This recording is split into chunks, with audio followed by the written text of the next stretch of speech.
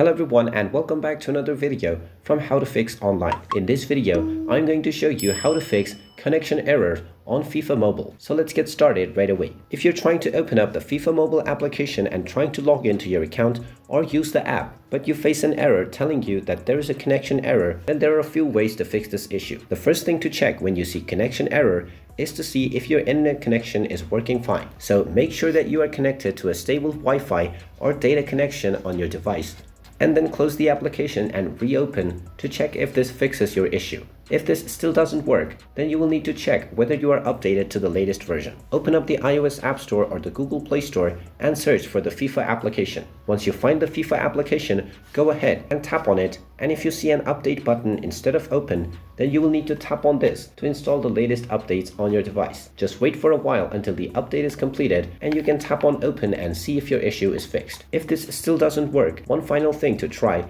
is long press on the FIFA application and tap on the info button. Now you will be taken into the application info page. First of all, tap on force stop at the bottom right corner to stop the application, then scroll down and tap on storage. Now from the storage menu, tap on clear data at the bottom left corner and then tap on the delete button to delete all of the user data for the FIFA Mobile app. Once you complete this step, you will need to log into your account once again.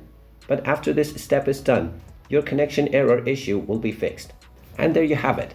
That is how easy it is to fix connection error issues on FIFA Mobile. If you find this video helpful, make sure you hit that like button and subscribe to our channel if you haven't done so already. Also ring that notification bell to never miss another update from us. Thank you for watching, and I will see you again in the next video.